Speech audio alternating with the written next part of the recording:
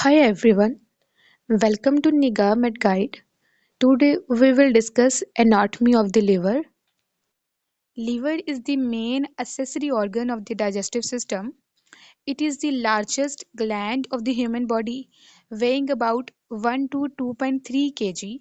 It is located in the right upper quadrant, occupying the main right hypochondrial region, a part of the epigastric region, and extending into the left hypochondrial region as well. Liver has two surfaces. Anterior and superior surface is the diaphragmatic surface that is smooth and convex. It lies against the diaphragm. Posterior and inferior surface is the visceral surface that is irregular and directly related to other organs in the abdominal cavity such as gallbladder, right kidney, stomach, and duodenum. There are four lobes of the liver. The two most obvious lobes are the large right lobe and the small wedge-shaped left lobe. Between the right and the left lobe, falciform ligament is present. Other two lobes are quadrate and caudate lobes that are present on the posterior surface.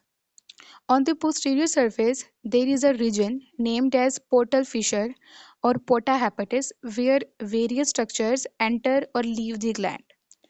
Portal vein that carries deoxygenated and nutrient-rich blood from the stomach, spleen, pancreas, small intestine and large intestine enters the liver for portal circulation. Hepatic artery that carries oxygenated arterial blood enter the liver. Right and left hepatic duct leave the liver carrying bile from the liver to the gallbladder through the common hepatic duct.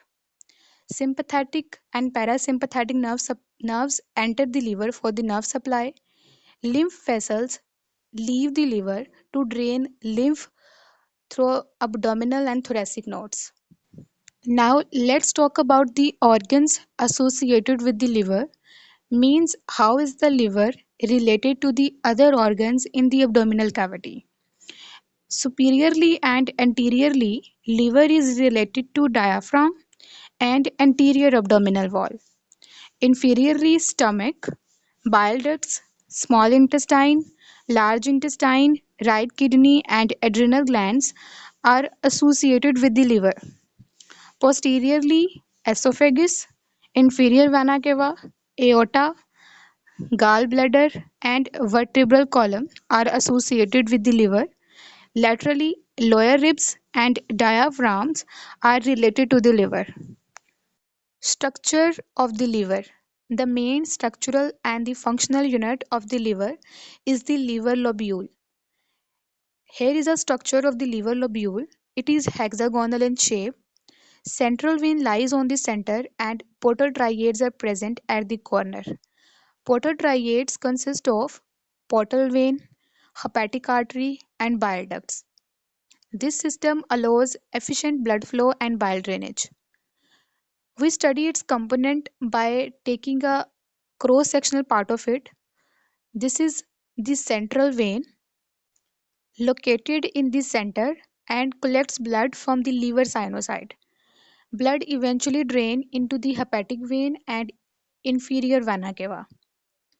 Liver lobule is made up of cuboidal cells known as hepatocytes that are arranged in the pair of columns radiating from the central vein. These hepatocytes perform major functions such as metabolism, detoxification, and bile production.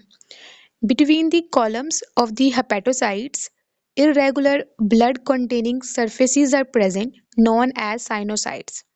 Sinusoids contain mixed blood from the portal vein that carries deoxygenated and nutrients-rich blood from the stomach, spleen, pancreas, small intestine and large intestine for portal circulation, and hepatic artery that carries oxygen-rich blood.